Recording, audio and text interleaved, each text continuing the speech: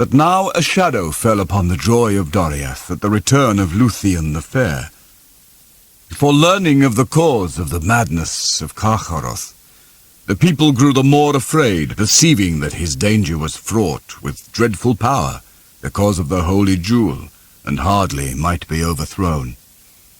And Beren, hearing of the onslaught of the wolf, understood that the quest was not yet fulfilled. Therefore, since daily Carcharoth drew nearer to Maedhros, they prepared the hunting of the wolf, of all pursuits of beasts whereof tales tell the most perilous.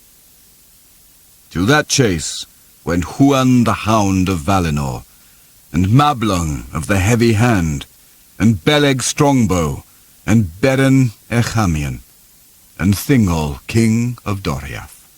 They rode forth in the morning and passed over the river Esgalduin, but Luthien remained behind at the gates of Maedhros. A dark shadow fell upon her, and it seemed to her that the sun had sickened and turned black. The hunters turned east and north, and following the course of the river, they came at last upon Carcharoth the wolf, in a dark valley down the northern side whereof Esgalduin fell in a torrent over steep falls. At the foot of the falls, Carcharoth drank to ease his consuming thirst, and he howled, and thus they were aware of him. But he, espying their approach, rushed not suddenly to attack them. It may be that the devil's cunning of his heart awoke, being for a moment eased of his pain by the sweet waters of Esgalduin. And even as they rode towards him, he slunk aside into a deep brake, and there lay hid. But they set a guard about all that place, and waited, and the shadows grew long in the forest. Beren stood beside Thingol, and suddenly they were aware that Hurin had left their side.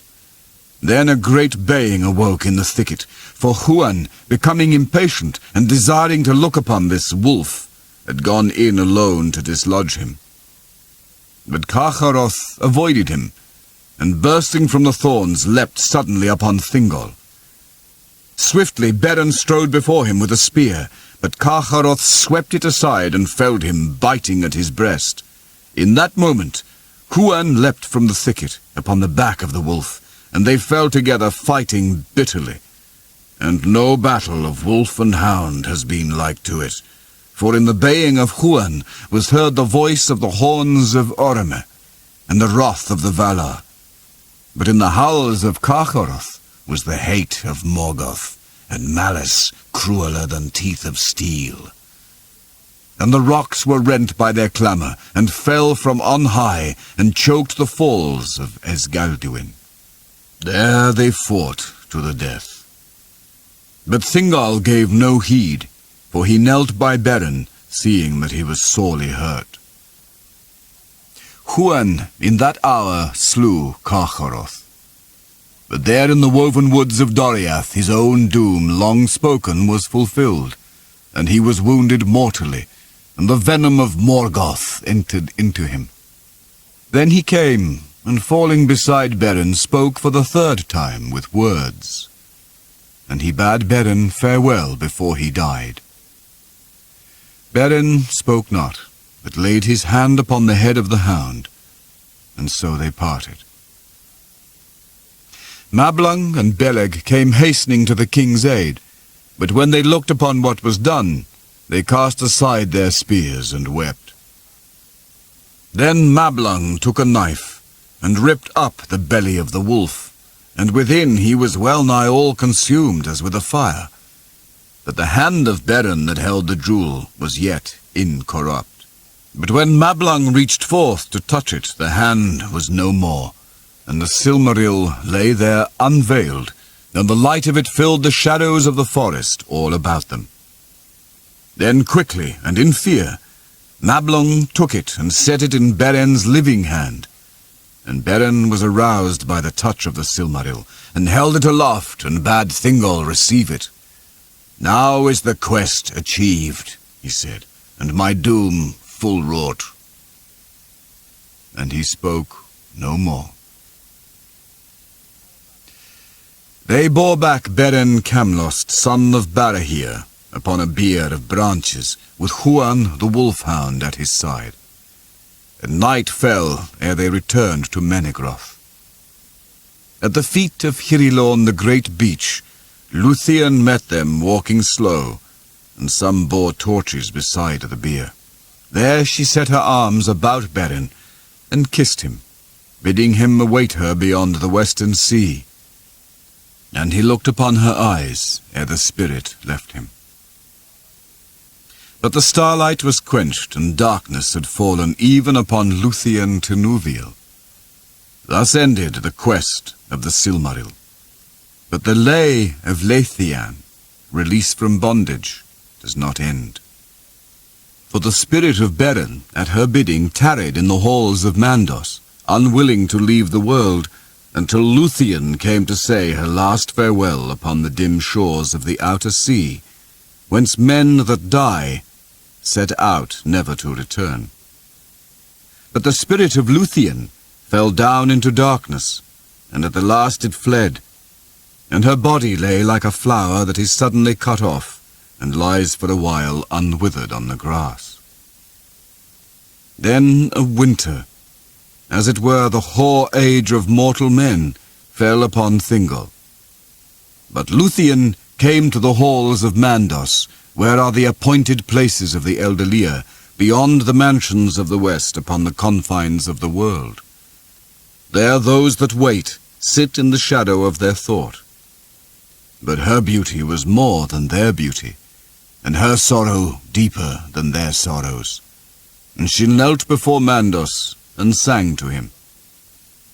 The song of Luthien before Maedhros was the song most fair that ever in words was woven, and the song most sorrowful that ever the world shall hear. Unchanged, imperishable, it is sung still in Valinor beyond the hearing of the world, and listening, the Valar are grieved. For Luthien wove two themes of words, of the sorrow of the Eldar and the grief of men, of the two kindreds that were made by Iluvatar to dwell in Arda, the kingdom of earth, amid the innumerable stars. And as she knelt before him, her tears fell upon his feet like rain upon the stones, and Maedhros was moved to pity, who never before was so moved, nor has been since. Therefore he summoned Beren, and even as Luthien had spoken in the hour of his death, they met again beyond the western sea. But Maedhros had no power to withhold the spirits of men that were dead within the confines of the world after their time of waiting. Nor could he change the fates of the children of Iluvatar. He went therefore to Manwë, lord of the Valar, who governed the world under the hand of Iluvatar, and Manwë sought counsel in his inmost thought, where the will of Iluvatar was revealed. These were the choices that he gave to Luthien. Because of her labours and her sorrow, she should be released from Maedhros, and go to Valimar, there to dwell until the world's end among the Valar, forgetting all griefs that her life had known. Thither Beren could not come, for it was not permitted to the Valar to withhold death from him, which is the gift of Iluvatar to men. But the other choice was this, that she might return to Middle-earth, and take with her Beren, there to dwell again, but without certitude of life or joy. Then she would become mortal, and subject to a second death, even as he. And ere long she would leave the world forever, and her beauty become only a memory in song.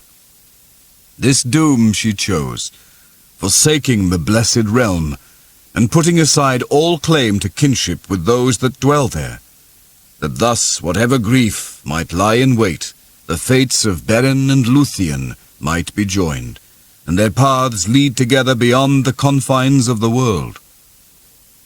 So it was that alone of the Elderlear she has died, indeed, and left the world long ago. Yet in her choice the two kindreds have been joined, And she is the forerunner of many in whom the Eldar see yet, though all the world is changed, the likeness of Luthien the Beloved, whom they have lost.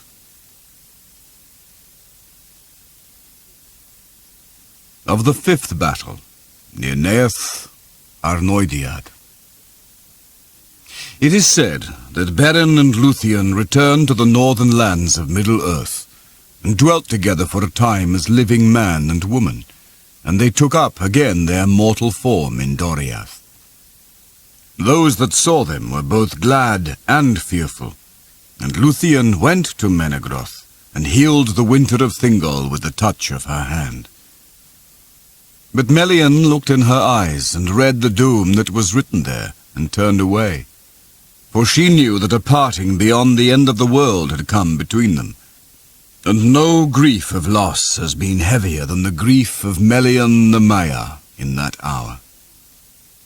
Then Beren and Luthien went forth alone, fearing neither thirst nor hunger, and they passed beyond the river Gelion into Osiriand, and dwelt there in Tol Garlan, the Green Isle, in the midst of Adurant, until all tidings of them ceased. The Eldar afterwards called that country Dorfin Irgwinar, the land of the dead that live. And there was born Dior Aranel the Beautiful, who was after known as Dior Eluchil, which is Thingol's heir. No mortal man spoke ever again with Beren, son of Barahir, and none saw Beren or Luthien leave the world, or marked where at last their bodies lay. In those days, Maedhros, son of Feanor, lifted up his heart, perceiving that Morgoth was not unassailable, for the deeds of Beren and Luthien were sung in many songs throughout Beleriand. Yet Morgoth would destroy them all, one by one, if they could not again unite and make new league and common council, and he began those councils for the raising of the fortunes of the Eldar, that are called the Union of Maedhros. Yet the oath of Feanor and the evil deeds that it had wrought did injury to the design of Maedhros, and he had less aid than should have been. Orodreth would not march forth at the word of any son of Feanor, because of the deeds of Celegorm and Curufin, and the elves of Nargothrond trusted still to defend their hidden stronghold by secrecy and stealth.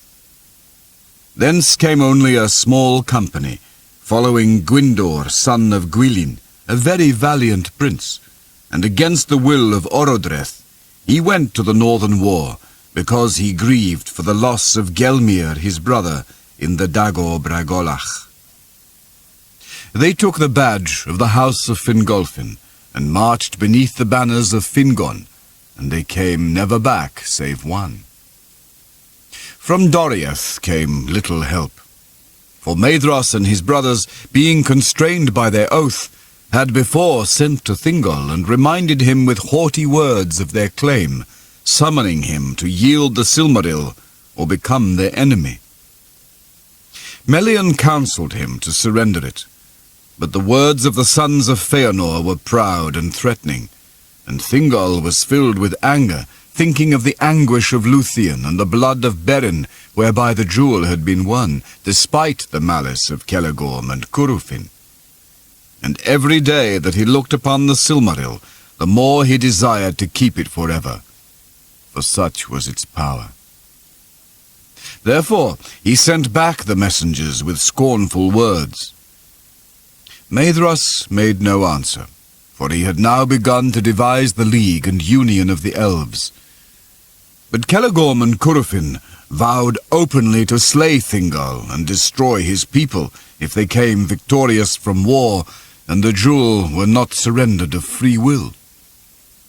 Then Thingol fortified the marches of his realm, and went not to war, nor any out of Doriath, save Mablung and Beleg, who were unwilling to have no part in these great deeds.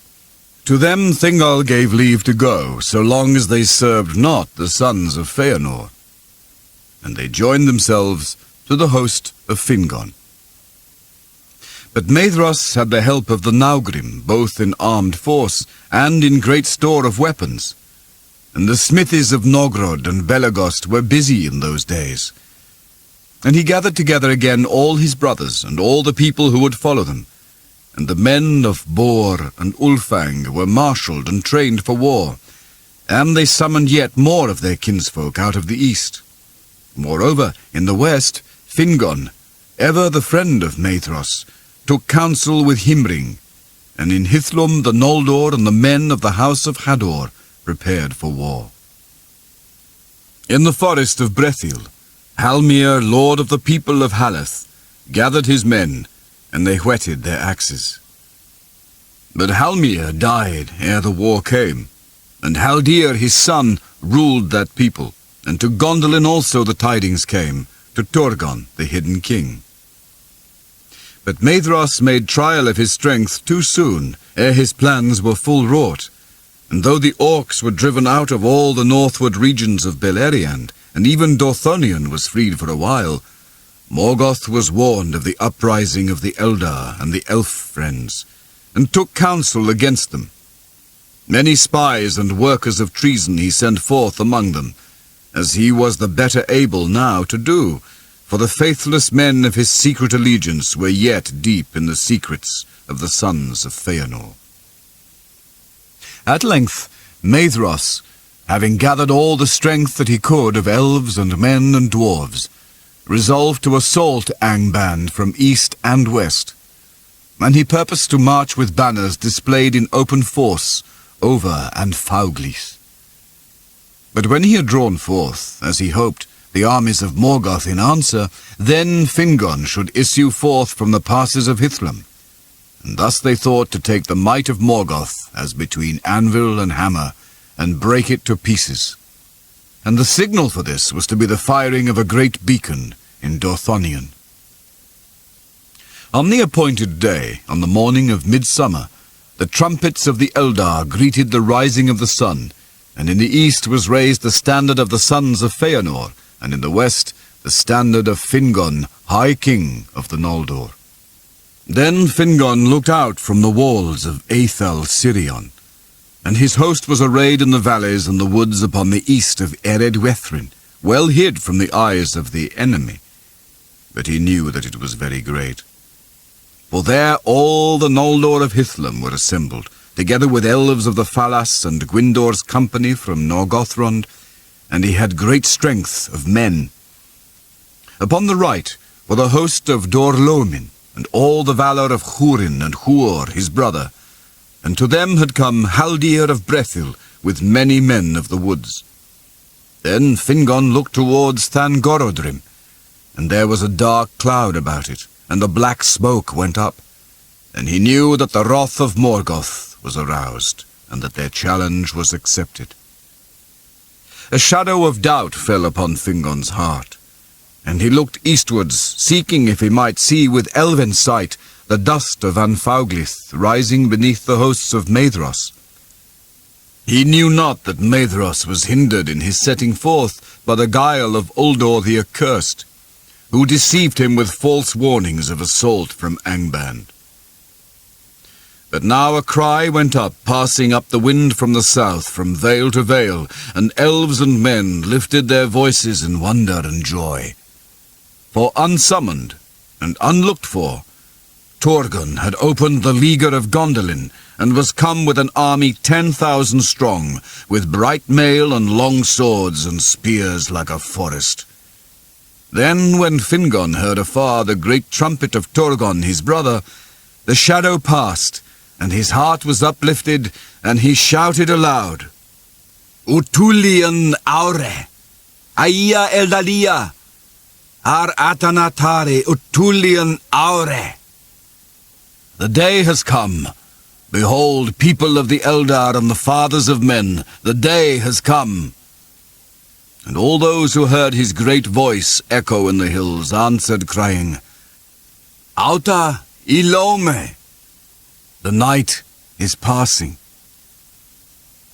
Now Morgoth, who knew much of what was done and designed by his enemies, chose his hour, and trusting in his treacherous servants to hold back Maedhros and prevent the union of his foes, he sent a force, seeming great, and yet but part of all that he had made ready, towards Hithlum.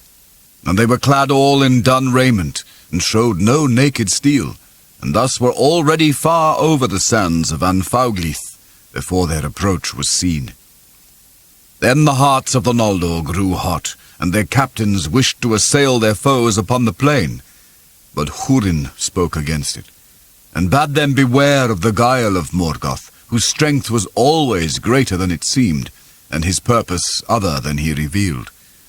And though the signal of the approach of Maedhros came not, and the host grew impatient, Hurin urged them still to await it, and to let the orcs break themselves in assault upon the hills. But the captain of Morgoth in the west had been commanded to draw out Fingon swiftly from his hills, by whatever means he could. He marched on, therefore, until the front of his battle was drawn up before the stream of Sirion, from the walls of the fortress of Aethel Sirion to the inflowing of Rivil at the fen of Serech. And the outposts of Fingon could see the eyes of their enemies, but there was no answer to his challenge, and the taunts of the orcs faltered as they looked upon the silent walls and the hidden threat of the hills. Then the captain of Morgoth sent out riders with tokens of parley, and they rode up before the outworks of the Barad Aethel. With them they brought Gelmir, son of Gwilin, that lord of Nargothrond whom they had captured in the Bragolach, and they had blinded him. Then the heralds of Angband showed him forth, crying, "We have many more such at home, but you must make haste if you would find them, for we shall deal with them all when we return, even so." And they hewed off Gelmir's hands and feet, and his head last, within sight of the elves, and left him. By ill chance, at that place in the outworks, stood Gwyndor of Nargothrond, the brother of Gelmir. Now his wrath was kindled to madness, and he leapt forth on horseback, and many riders with him, and they pursued the heralds and slew them, and drove on deep into the main host. And seeing this, all the host of the Noldor was set on fire, and Fingon put on his white helm, and sounded his trumpets, and all the host of Hithlum leapt forth from the hills in sudden onslaught. The light of the drawing of the swords of the Noldor was like a fire in a field of reeds, and so fell and swift was their onset, that almost the designs of Morgoth went astray. Before the army that he had sent westward could be strengthened, it was swept away, and the banners of Fingon passed over Anfauglith, and were raised before the walls of Angband. Ever in the forefront of that battle went Gwyndor and the elves of Nargothrond, and even now they could not be restrained. And they burst through the gate, and slew the guards upon the very stairs of Angband, and Morgoth trembled upon his deep throne, hearing them beat upon his doors. But they were trapped there, and all were slain, save Gwyndor only, whom they took alive, for Fingon could not come to their aid. By many secret doors in Thangorodrim, Morgoth had let issue forth his main host that he held in waiting, and Fingon was beaten back with great loss from the walls. Then, in the plain of Anfauglith, on the 4th day of the war, there began, near Naeth Anoidiad, unnumbered tears, for no song or tale can contain all its grief. The host of Fingon retreated over the sands, and Haldir, lord of the Haladin, was slain in the rearguard. With him fell most of the men of Brethil, and came never back to their woods. But on the 5th day, as night fell, and they were still far from Eredwethrin, the orcs surrounded the host of Hithlum, and they fought until day, pressed ever closer.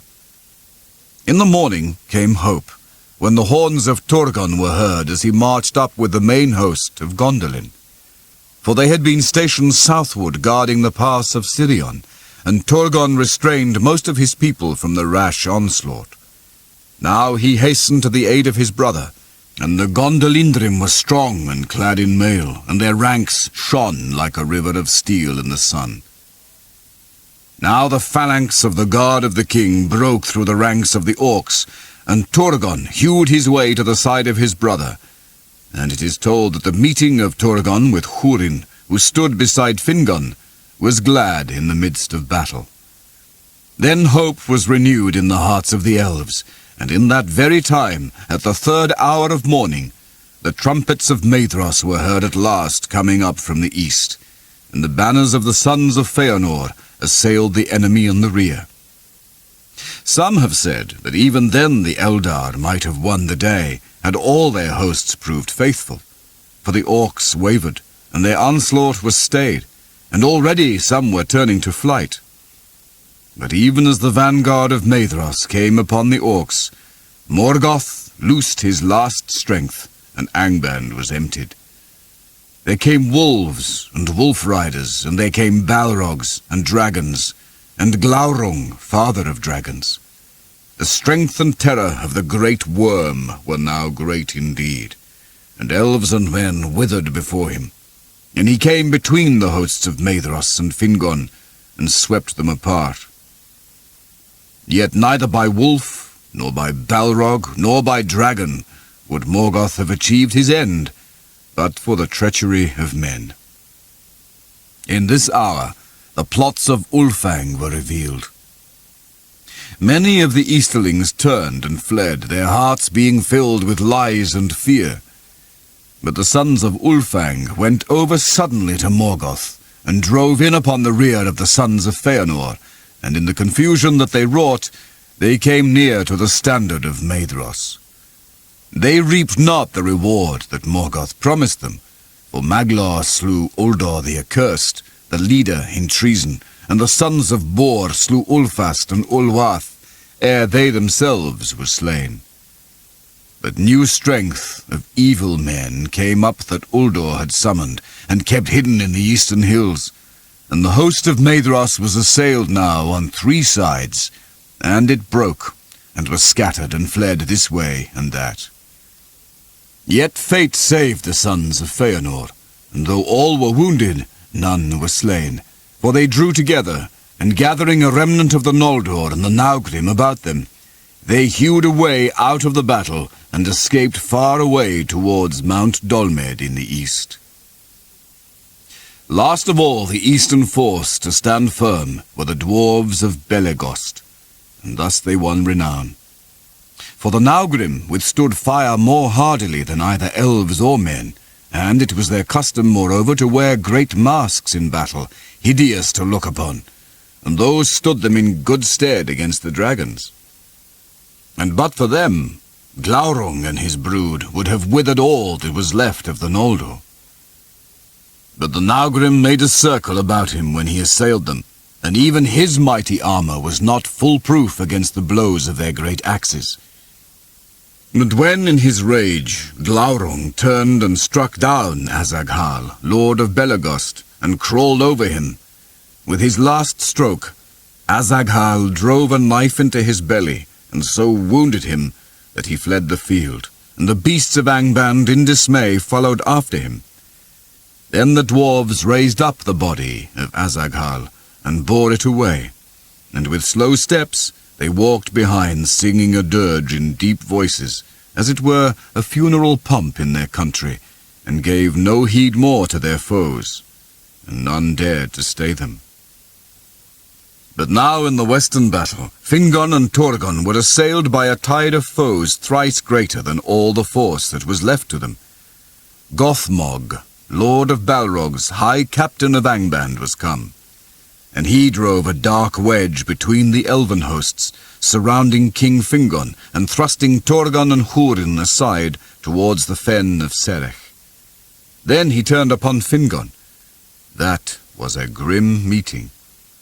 At last Fingon stood alone with his guard dead about him, and he fought with Gothmog, until another Balrog came behind, and cast a thong of fire about him. Then Gothmog hewed him with his black axe, and a white flame sprang up from the helm of Fingon as it was cloven. Thus fell the High King of the Noldor, and they beat him into the dust with their maces, and his banner, blue and silver, they trod into the mire of his blood. the field was lost. But still Hurin and Huor and the remnants of the house of Hador stood firm with Turgon of Gondolin, and the hosts of Morgoth could not yet win the pass of Sirion. Then Hurin spoke to Turgon, saying, "Go now, Lord, while time is, for in you lives the last hope of the Eldar, and while Gondolin stands, Morgoth shall still know fear in his heart." But Turgon answered, "Not long now can Gondolin be hidden, and being discovered it must fall." Then Huor spoke and said, "Yet if it stands but a little while, then out of your house shall come the hope of elves and men. This I say to you, Lord, with the eyes of death, though we part here forever, and I shall not look on your white walls again, from you and from me a new star shall arise. Farewell." And Maeglin, Turgon's sister's son, who stood by, heard these words, and did not forget them. But he said nothing. Then Turgon took the counsel of Hurin and Huor, and summoning all that remained of the host of Gondolin, and such of Fingon's people as could be gathered, he retreated towards the pass of Sirion. And his captains, Ecthelion and Glorfindel, guarded the flanks to right and left, so that none of the enemy should pass them by. But the men of Dor-Lomin held the rear guard as Hurin and Huor desired, for they did not wish in their hearts to leave the Northlands. And if they could not win back to their homes, there they would stand to the end. Thus was the treachery of Uldor redressed, and of all the deeds of war that the fathers of men wrought in behalf of the Eldar, the last stand of the men of Dor-Lomin is most renowned. So it was that Turgon fought his way southward, until, coming behind the guard of Hurin and Huor, he passed down Sirion and escaped. And he vanished into the mountains, and was hidden from the eyes of Morgoth. But the brothers drew the remnants of the men of the house of Hador about them, and foot by foot they withdrew, until they came behind the fen of Serech, and had the stream of Rivil before them. There they stood, and gave way no more. Then all the hosts of Angband swarmed against them, and they bridged the stream with their dead, and encircled the remnant of Hithlam as a gathering tide about a rock. There as the sun wested on the 6th day, and the shadow of Ered Wethrin grew dark, Huor fell, pierced with a venomed arrow in his eye, and all the valiant men of Hador were slain about him in a heap. And the orcs hewed their heads, and piled them as a mound of gold in the sunset. Last of all, Hurin stood alone. Then he cast aside his shield, and wielded an axe two-handed, and it is sung that the axe smoked in the black blood of the troll god of Gothmog, until it withered. And each time that he slew, Hurin cried, "Aure and Tulava! Day shall come again!" 70 times he uttered that cry, but they took him at last alive by the command of Morgoth. For the orcs grappled him with their hands, which clung to him still, though he hewed off their arms. And ever their numbers were renewed, until at last he fell buried beneath them.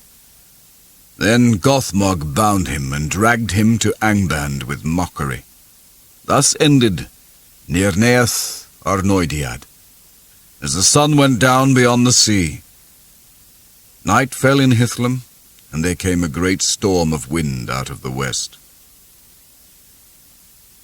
Great was the triumph of Morgoth, and his design was accomplished in a manner after his own heart, for men took the lives of men, and betrayed the Eldar, and fear and hatred were aroused among those that should have been united against him.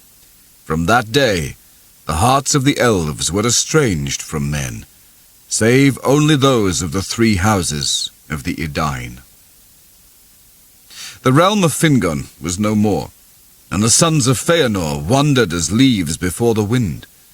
Their arms were scattered and their league broken, and they took to a wild and woodland life beneath the feet of Ered Lindon, mingling with the green elves of Osiriand, bereft of their power and glory of old.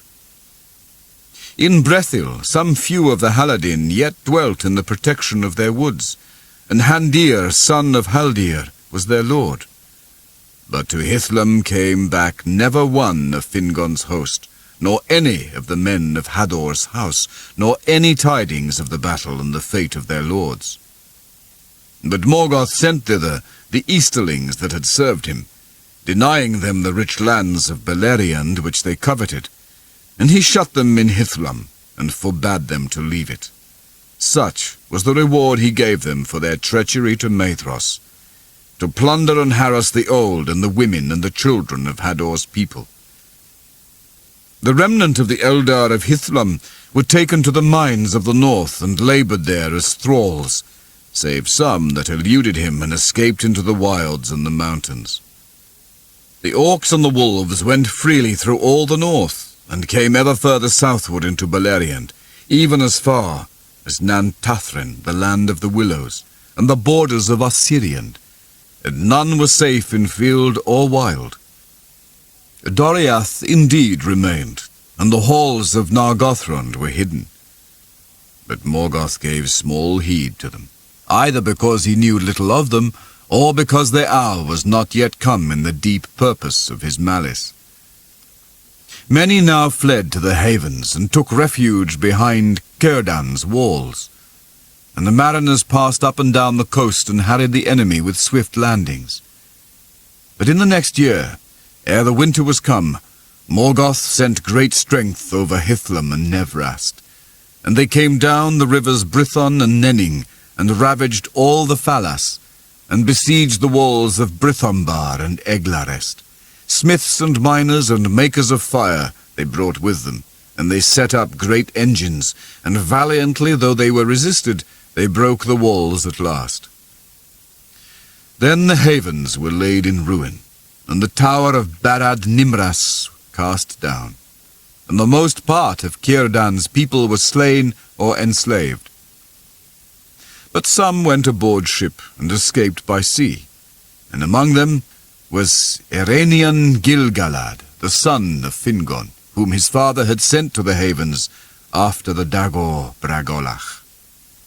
This remnant sailed with Círdan south to the Isle of Balar, and they made a refuge for all that could come thither, for they kept a foothold also at the mouths of Sirion, and there many light and swift ships lay hid in the creeks and waters where the reeds were dense as a forest. And when Turgon heard of this, he sent again his messengers to Sirion's mouths, and besought the aid of Círdan the shipwright.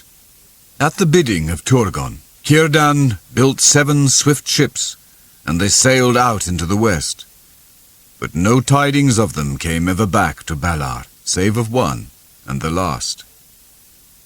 The mariners of that ship toiled long in the sea, and returning at last in despair, they foundered in a great storm within sight of the coasts of Middle-earth.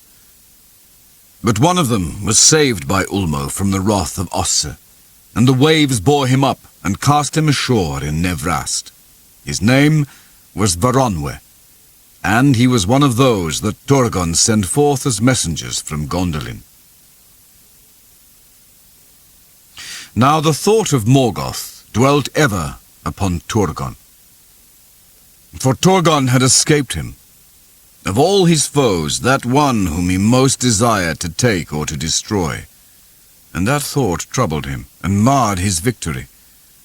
For Turgon of the mighty house of Fingolfin was now by right king of all the Noldor, and Morgoth feared and hated the house of Fingolfin, because they had the friendship of Ulmo his foe, and because of the wounds that Fingolfin gave him with his sword. And most of all his kin, Morgoth feared Turgon. For of old in Valinor his eye had lighted upon him, and whenever he drew near a shadow had fallen on his spirit, foreboding that in some time that yet lay hidden from Turgon ruin should come to him.